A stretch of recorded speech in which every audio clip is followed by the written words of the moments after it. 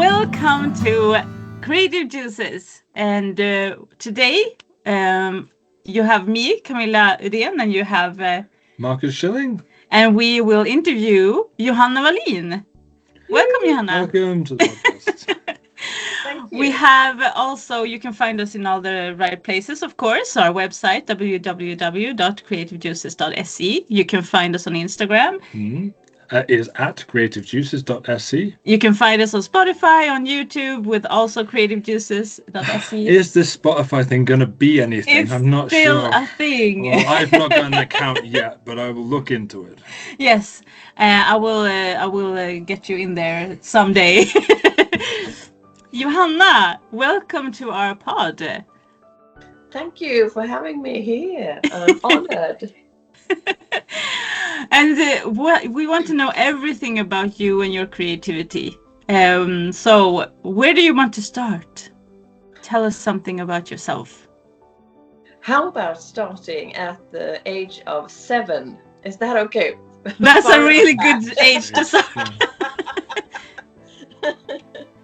No, but I just had a presentation on an opening for an exhibition, and I pondered about abstract paintings because that was what my paintings are at the moment, and I realized that painting abstract things like music, like feelings, is something that has followed me. And when I backtracked it, I ended up as maybe 7 to 9 years, one digit anyway. And my friend moved, and I, of course, was sad. I did a huge, I know it was huge. I don't know how small I was, but anyway, it was a big thing. It wasn't an A4 thing, as a painting for her, as a go-away gift. Do you still have connection today? Or is she... We don't. No? Oh, so it'd be interesting to know if she still has the painting. Yeah, that would be so cool to know. First original art piece. Yeah. Maybe I could track her down. Anyway, so that was the abstract aspects of life, and putting words to that. I would say I'm doing that through my artwork, but I also do it through the emotional fitness practice that I have needed to dwell into quite deep. Being an artist, being a thin-skinned, sensitive personality, I sense and feel a lot of things, and that can come out as art, but it can also come out as reactions, and that's maybe not sustainable. So no. How can we be ourselves in a way that actually supports and works for us? That's so beautiful. And also, you do what kind of art do you do? You do paintings, you do singing, you do writing. Tell us. Yeah, quite early in the relationship with my, what do you say? Not former. He's the present guy I'm living with, eh? With your partner, we've been living together for 30 years plus. Wow. So. When we started, it was, of course, quite tumultuous. A lot of things happen when you fall in love and all that. And I felt that it was, like a volcano of things coming up, needing to relate to another person. So I went into, by recommendation from a psychologist, actually, into symbol pedagogic, the science of how to learn or develop. And symbolism in that sense is creating through all types of artwork. So writing, painting, sculpting, dancing, theater, and how all those creative juices, creative expressions, way of expressing yourself can be combined as a way of you understanding yourself. So that's something that I've brought with me to have that multitude of, or allow myself to, go in what direction that is needed for the moment. So yes, I do sculpture, but mainly painting, and writing. Yeah. Have you had an exhibition or an artwork where you've combined every single part of the different aspects that you have, like with a theatre, with painting, with singing, with writing, and and if you haven't done that, is that something that you have an ambition to do in the future? I have, say for instance, last week, I did a concert called Color of Sound. So with me, an organist, an organ in a church, and crayons and paper. Wow. So I had myself placed in the front of the church. He played and I live painted. So that's a performance. But what I normally have is, I live rural setting in Sweden, and I have a gallery / studio, and of course there I have everything up and out, on the walls, on the floors, and so there's the lyrics for songs, put up on the walls as well. Next to the paintings, there are my ceramic sculptures, wood sculptures. That's where I can combine everything most easily. That's beautiful. Did you also do some dancing? Not dancing. Not dancing. No, that, I dance tango, but that's spare time. And do you combine your partner with your artwork in anyhow? Is he also a part of it, or? He's a great supporter of that. He knows how important it is for me to have that outlet and have that way of expressing myself. But he's not kind of in the art. He's a lumberjack, so yes, for the art in wood, he's very handy. You find you complement each other though in different ways, like through life, and then it gives you. So maybe he creates the base and where you can go off and be creative, and then also switch that around, and you could be there and help with his work and his hobbies as well. Yeah, so this place, of course, he's born here, and moving here made a huge difference, because we have sort of the venue for bringing people here, and for me to have a studio. Being in Stockholm, it would be very difficult to have all these spaces.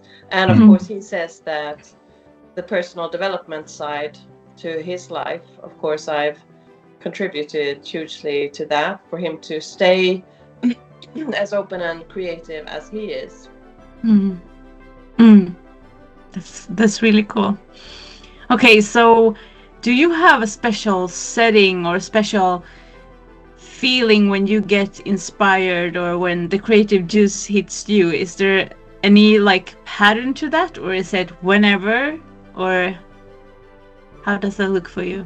In some way, I would say that the blank canvas aspect of blank canvases, but also the clay or the whatever is a very good starting point.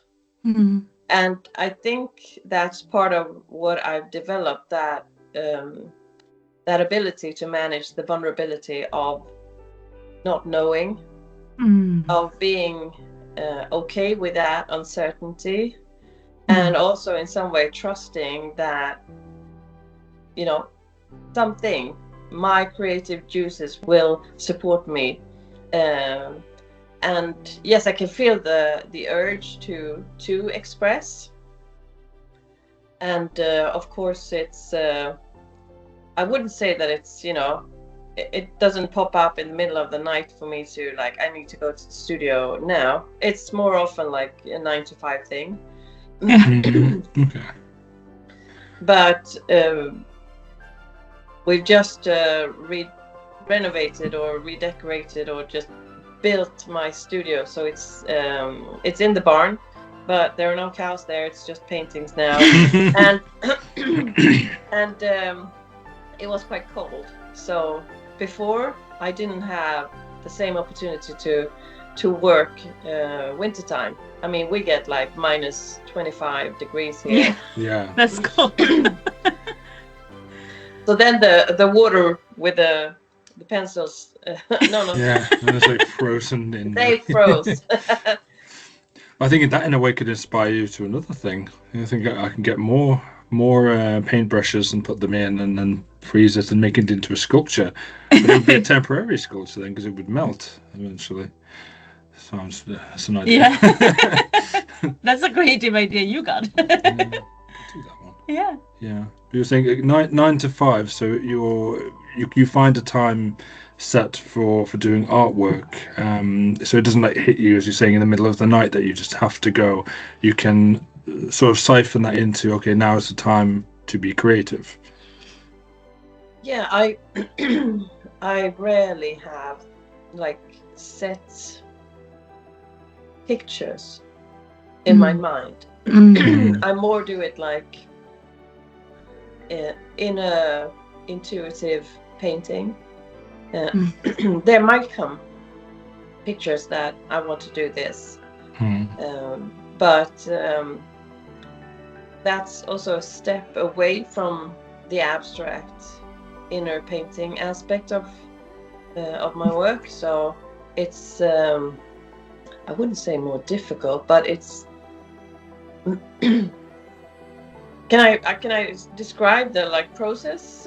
Yes, please. Yeah, I'd love to hear that. Yeah, because it's if I go inner painting, it's more me meditating or being present, and then allow myself to play.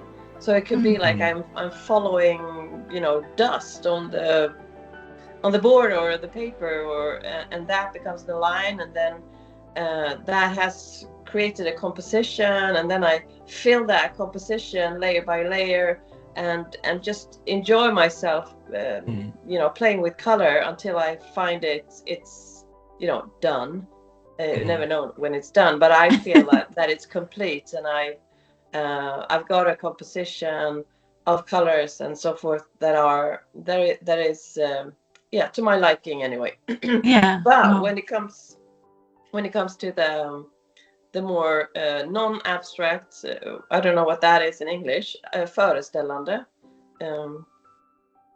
When you can see what the motif is, like a road or a bird, or things like that. Yeah. Then it's more I have an idea. I might have a photo, like I've done a huge picture of my mother, and I of course got inspiration from a photo, and it was a line, the hairline. So I shift. So if this is the frame, I shifted so the hairline was very beautiful, and the composition. And I got that from a picture of Joni Mitchell. So I mean, in that case, you could say that I have something to lean towards. Yeah. I'm doing a parrot, gigantic wings. I got the idea that I want to do one of those Insta moment pictures.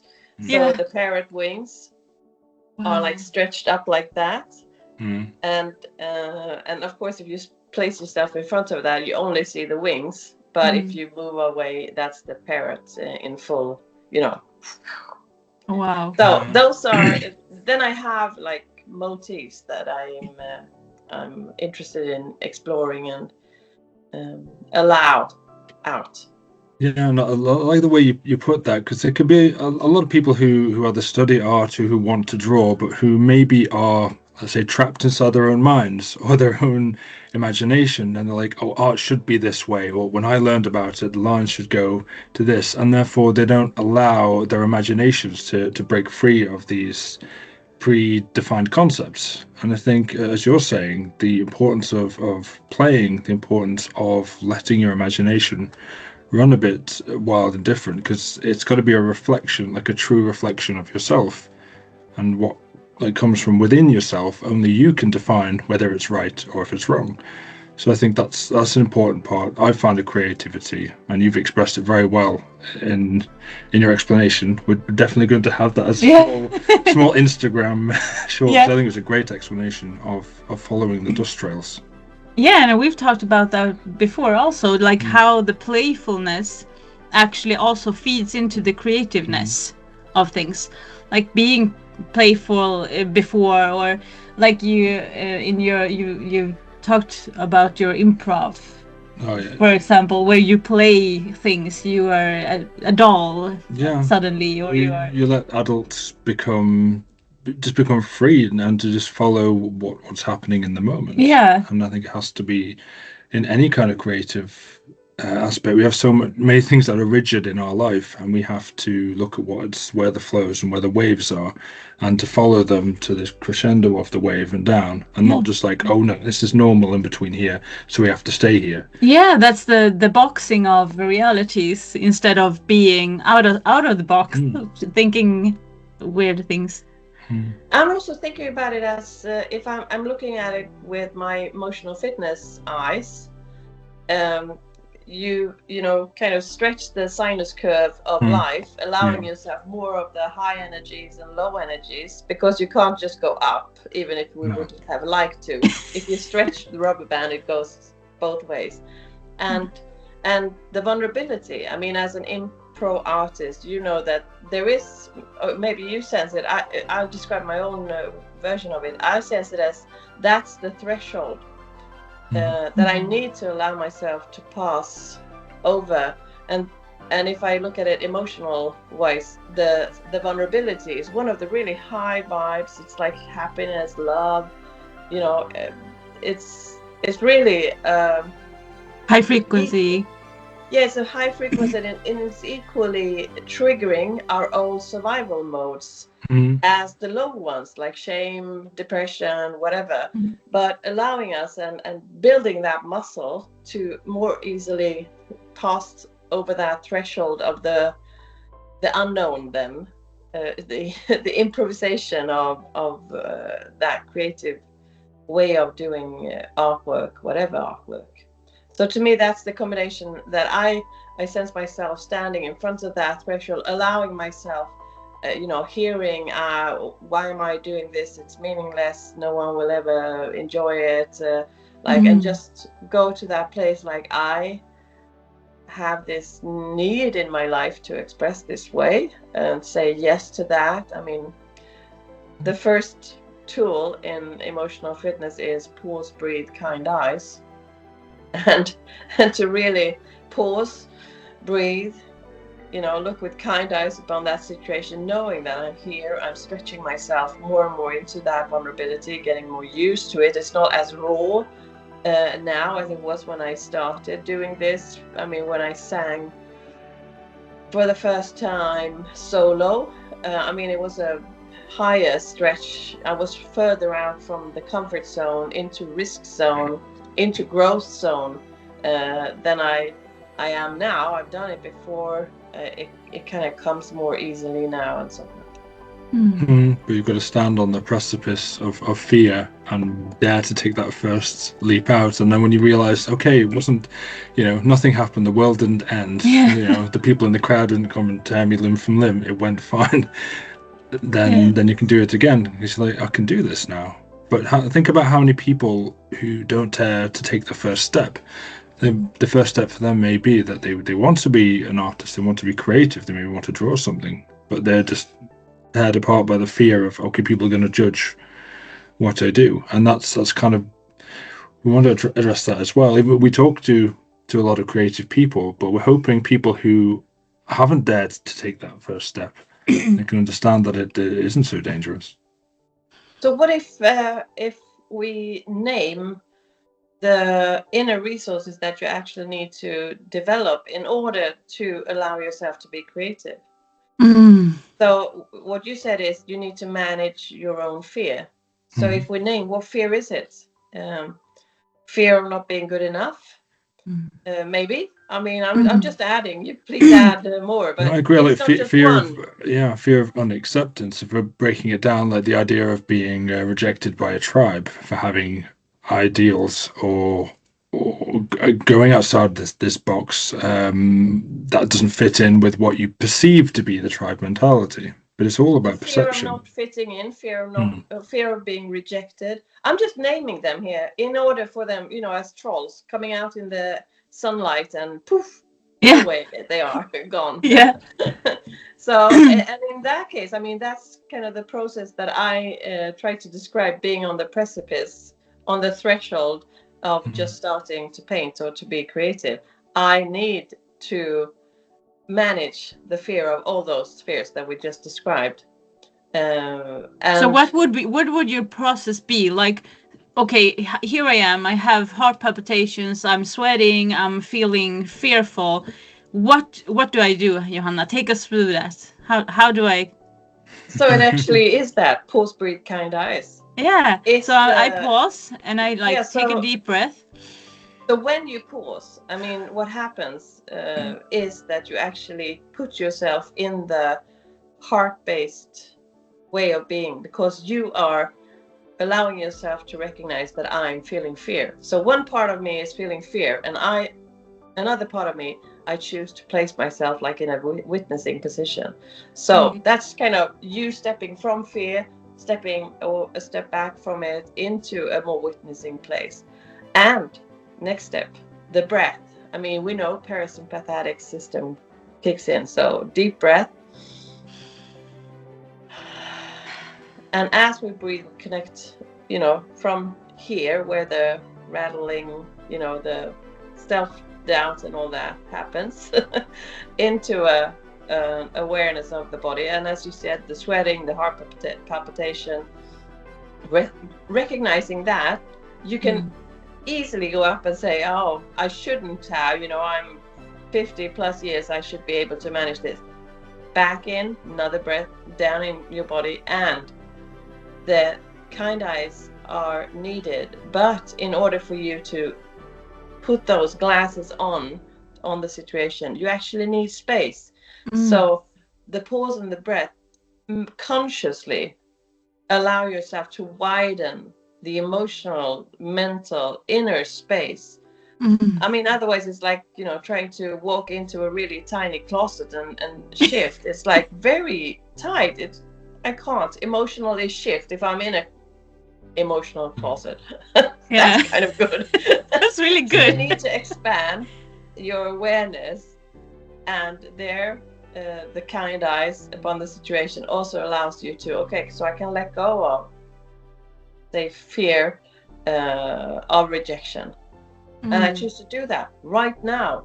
And adding a bit of energy on the right now actually also can shake it loose a bit. So I mean, when I'm more familiar, or it happens more easily for me nowadays, these emotional fitness practices. But I mean, I really do it like that. I acknowledge part of me feeling and naming it, fear about being rejected, and I choose to let go of those feelings right now, and with emphasis on the right now. And then a new breath, back to the witnessing.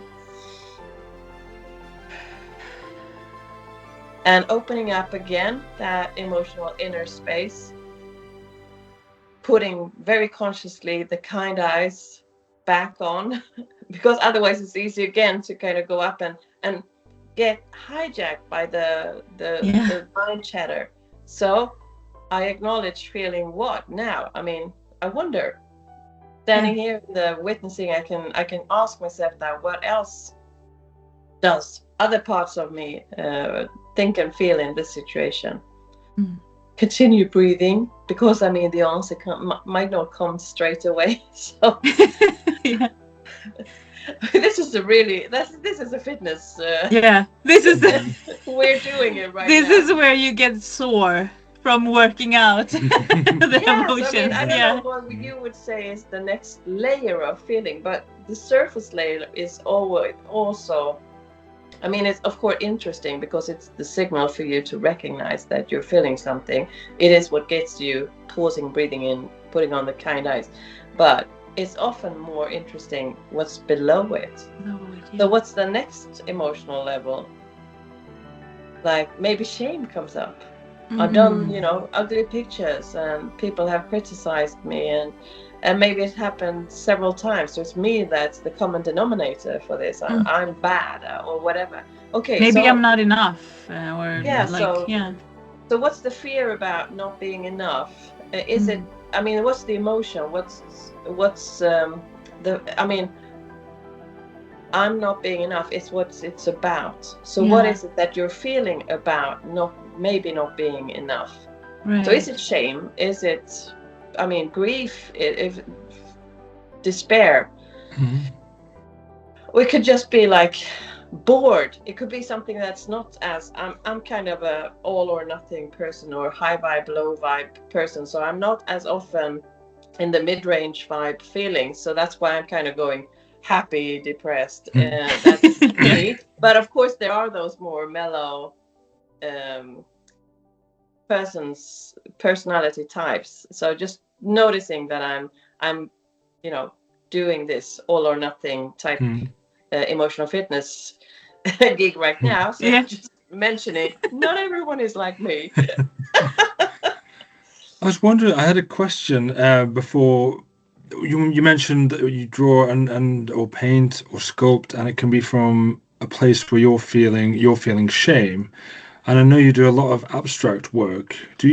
Have you had a chance or a time whereby you've done something very abstract and you felt a very strong feeling when you're doing this, and then you present it, and an audience or people visiting a gallery, they have a very different emotional response to it? And have you any specific examples you can give here? I do. I have. I painted anger. Okay. Wow. So you paint. So from your feeling, you were feeling angry doing it, and you wanted to show that. Was it on a canvas, or was it in? I don't remember if it was canvas or panel, like board. Yeah. But it was a diptych, two pieces that got together. So I painted it like a crack in the between. So there were, you know, multitude of colors, and then it kind of went into a black void in the center. And you could, of course, put the paintings together, but you could also, you know, expand them. And then you chose, when you presented this, how much the space would be in between, I'm guessing. So that's your perception of it. So how was it received by the audience? It was received, I mean, I would say more like beauty and others. I mean, it was just they were just appreciating the composition and the coloring and all that. So there was no link for the buyer of that painting to anger. So okay, I would interpret it that as, and it might be completely wrong here, I was thinking you had the feeling, and it was pure, and it was anger, and then you got this out, and it was in the process, and then when it was finished, then the anger that found its end there, and then everything thereafter can be beauty, it could be wonder, it could be amazingness, but the anger, that I think you've used it, and then you found an end to it. Think about transformation. Yeah, that's my interpretation of it. I've never seen. I'm so interested. I really would love to see this painting now, knowing the background of it, see what I feel from it. But now I'll be coloured as well. But the thing also is, I mean, if we look at it from a different perspective, it's also like every emotion is actually beautiful, expressed, right? So even if you are really angry, I mean, if you see a person who's actually taking responsibility for their anger, the first thing is taking responsibility, like you did. You had anger, and you chose a way to get rid of the anger, or express the anger in a way that doesn't harm anyone else, right? So you took like really responsibility for your anger. And if you see someone, I've had this in a couple of sessions I've done with people, like actually expressing anger, like really explosive, screaming, you're hitting a pillow, you're like really using your body to express this anger. You might be stomping around or whatever. You see children do this, they do it innately. It's like they're just stomping and like,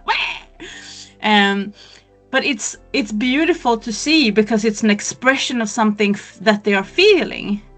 And we have, as a society, we become so afraid of these expressions. And also I can feel that expressions of love are also somewhat dimmed now. Like it's wrong to express love also. So we really, I feel we need this stretch, Johanna. So I love that you are here to bring this to us, the stretch of it. Like there's so much emotions. They are big and they are allowed to be big, and it's okay if they're big.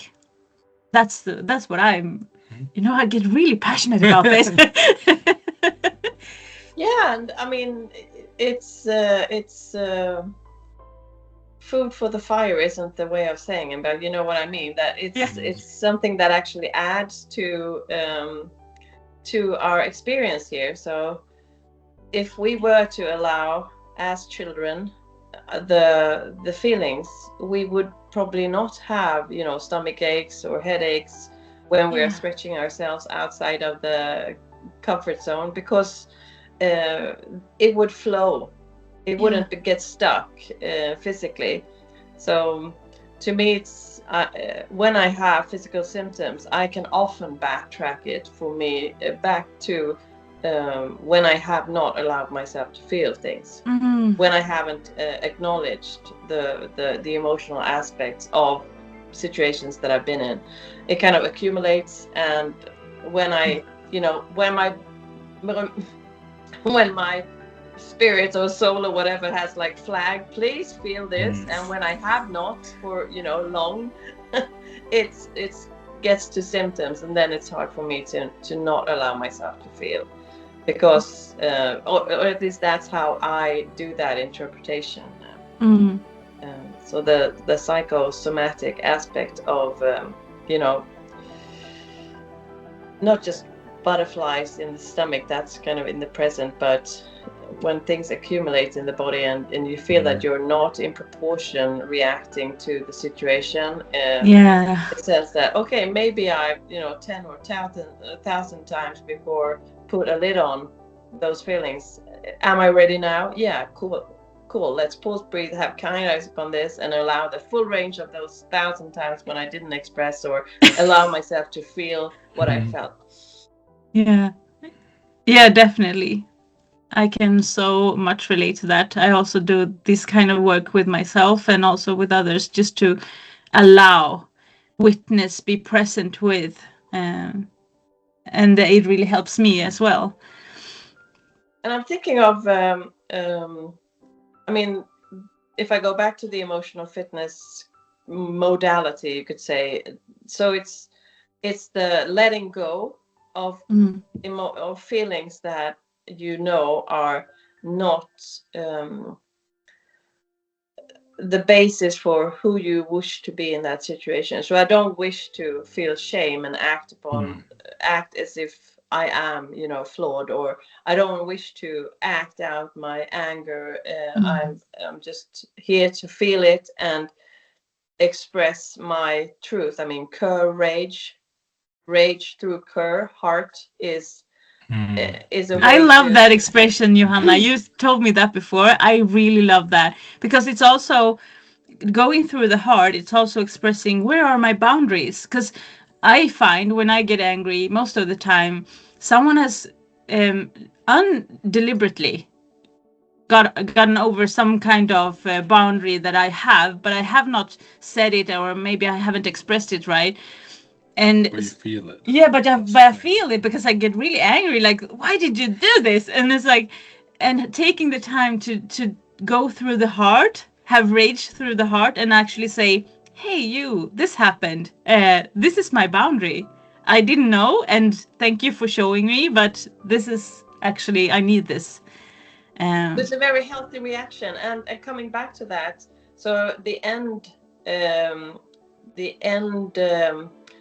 when I do my emotional fitness practice before, say, the precipice of vulnerability, I need to clear the, in brackets, negative emotions. They are valid, but that's not where I maybe want to interact with other people from. So allowing the emotional flow coming to emotions that I also there are then the positive ones that I actually wish to embrace, that I wish to be able to stand in more fully or more often. So being equally conscious about them. So okay, so what is it? Okay, I acknowledge feeling courage about expressing my boundaries. Yay! Yeah. I allow myself to embrace those feelings. I acknowledge feeling raw vulnerability about starting a new project, impro or blank canvas feeling. Yeah, I acknowledge feeling vulnerability. I embrace that as allowing the flow of the sinus curve, both the up and the down, and allowing myself to stretch. So that's you now got the full kind of emotional fitness. Yeah, just not to forget that the embrace is equally something to practice. Yeah. And that is so cool, because with the deeper I go into the more dense feelings like shame, anger, sorrow, whatever it is, grief, the more I also feel I go upwards to the really ecstatic joy feelings. Like the more I stretch these curves.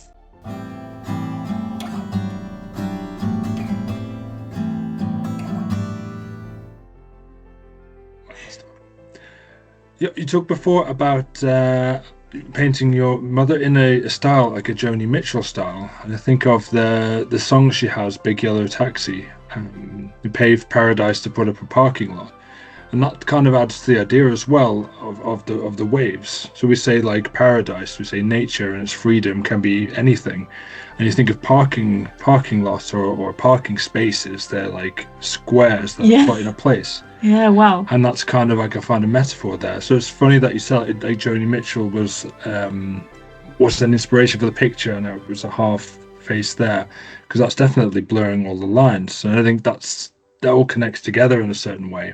Yeah. Like getting in and outside of the waves. Yeah, and not stopping in the boxes. And I find that people, as they grow older, these boxes become smaller. Yeah. So that's what we've got to find. It's like, have you got any tips for people out there how to expand their boxes and break free altogether of their boxes instead of falling into routines? Yeah, I mean, there is a saying in Swedish, I guess you have it in English as well. Om du inte utvecklas så avvecklas du. So if you don't allow yourself to expand your comfort zone, you actually shrink it. So to manage the fear of expanding and risking, I mean, you can risk a little and it's still an expansion. You can risk a lot and then you're out and it's panic and you collapse back into the comfort zone through survival strategies. But risking consciously, kindly, I mean, this you putting can say the kind glasses on. Yeah, you can say it's a risk to have a conversation with that's gonna be aired. Okay, so I'm a bit outside of my comfort zone, but I still have the tools to manage if this would flunk and I would say things that I am not so very proud of. I can say, like, I can look with kindness upon myself and say I did my best. That was what I knew and how it came out that time, and I choose to learn from it. So I mean, it's a risk and it's growing. So the tips that I have, it's to continue managing the fear of risk taking and being able to do a wholehearted risk taking. Yeah, I think that's very important as well, because you wouldn't know if you could succeed or not if you're thinking, I'll do this just a little bit now or whichever, and then it failed, it didn't work, and then you make that a self-fulfilling prophecy because you didn't give it your full. I mean, what else would it be than a failure? Yeah. As you're saying, if you put yourself into everything, I think if you try a new activity, let's say every year you have an idea in your mind, it's like, okay, I want to do this year, I want to be an actor, let's say, and then you try like wholeheartedly at it, and acting you can do at any age, I'd say. It doesn't have any kind of limits on that, apart from the limits you set yourself in your mind. Yeah. And I mean, and people are... Oh, yes, sorry. I was thinking about the expectations. That I would say that those are the sets, like really harsh frames that if you want to try something new, and you know that you have like a very critical and high expectations, or you know, the performance is 100% or it's nothing, and that is something that you can adjust and become aware of, that you actually have them for the first, I mean, that's the first step, and then allow yourself to put more, how would you say it, realistic maybe expectations, or have expectations that it's not like in 5 years, it's what's my expectation today for tomorrow. I mean, like that. So really becoming aware of the expectation, because that's something, you can have a good idea, that's like an intuitive, wholehearted, like I want to be an actor, and then woo, you move up here and I need to do this, and you get hijacked by your critical, perfectionistic, you know, whatever, and then where's the intuition, where's the learning here? I'm just here, I'm set in my way of, this is how I'm going to be an actor.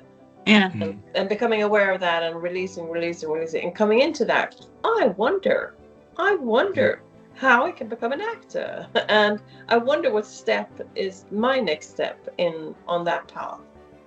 Yeah, you're going from being set on how it should be to becoming curious of how it would be. That's, I mean, should, for sure, it's a drama team. If you speak about inner personalities, that's a drama team word. And I wonder what would be. That's really wholehearted ways of speaking to yourself. So it's a huge shift from adrenaline, fear-based, to, you know, endorphin-based, heart-based way of communicating with yourself. So that's an inner shift. I mean, I'm speaking about the, you know, out of the closet, creating that space for you to go from one part to the other, inner parts, and you can also listen to both of them. Standing in the witnessing position, you can hear, I mean, my critical self and my heart-based self, they are both speaking in this situation. Who am I going to follow?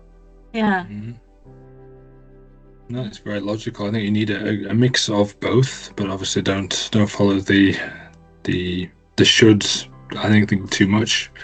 And well, you might miss things when you follow the fear, and you might find things that you didn't expect if you follow the heartfelt. And you for sure stay in your comfort zone, and that then continues to shrink until you actually allow yourself to step out into the risk of not knowing, of being uncertain. Wow. I have a counter argument to that, though. Okay. If we're going to be counter, I'm thinking young people nowadays, though, can be very much. Now I'm generalizing, very much so. I think a few people of the Instagram, TikTok generation might give up ideas of doing practical things to follow a dream, but not actually have a good basis of how to do it. And maybe they will follow things in an unrealistic manner and maybe shift focus and change ideas because they assume, I've got to be an amazing painter, so everything I paint has to be amazing. But it isn't. But then again, that could be to do with another thing altogether. But but also, like, who decides if it is good or if it's not? I'm thinking of the emotional aspect again. Is it okay if I add that to the pot? Because there's the feeling of being naive. I could be innocent and trusting, or I can be naive and just reckless in my way of pursuing things. So I'm thinking of maybe adding that emotional awareness. Where am I coming from when I try or pursue, you know, being an actor or anything that's outside my... Am I reckless? Am I just naive? I'm going into that, you know, black alley in the middle of the night aspect of, you know, or am I actually consciously taking wholehearted steps in that direction? Yes, with an innocence, I've never done this before, and at the same time being, you know, nurturing and discerning. But of course, nurturing and discerning, that's something you kind of grow with your prefrontal lobe. 25 years or so, you have that fully developed. So they aren't there, but those are the aspects that we actually need in order to take responsibility instead of reacting. The ability to respond instead of reacting. I mean, that's an ability to grow. Yeah, yeah.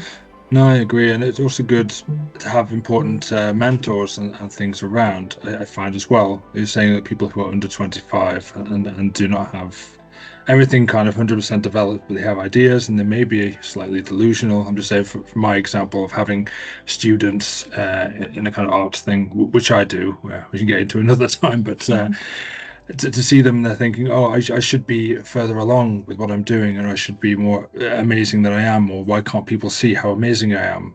But I think we talk sometimes about the importance of a village rather than individuals. And then maybe if you have caring people along the way who can say, okay, you can see your creative potential. This year, you're not going to maybe have your own art gallery or be able to do your own one-man show. But if you stay on this route, then maybe you could become what your potential is going to be. Yeah. Because you don't want to kill the dreamer. You don't want to dream like, oh, I could be this thing. But it's also a journey. Exactly. Yeah. Yeah, and I mean, this is also, I have, well, my son, he's a really artistical, or he's really, he creates a lot of things, and he's always done that. And when he looks at things that he created when he was like 10 or even 13, he's like, well, I could have done that better. And I always say to him, no, you couldn't. that was what you could do then. And now you've done this a couple of times more. So now you're able to do that better. But you couldn't then because you didn't have the skills. So I think also remembering the journey of it, like it's not, and it's the same, I think, with emotional fitness, because it is a journey. Like you need to learn, and if you don't learn when you are little, you're gonna learn when you become an adult. Like, but it's still a journey. It's not like gonna be perfect. And what is perfect, really? Well, exactly. Yeah. And I think the combination of a more mature, maybe older person, knowing what it is to be patient and having practiced that for years, and the enthusiasm and the innocence and the sheer energy of youth.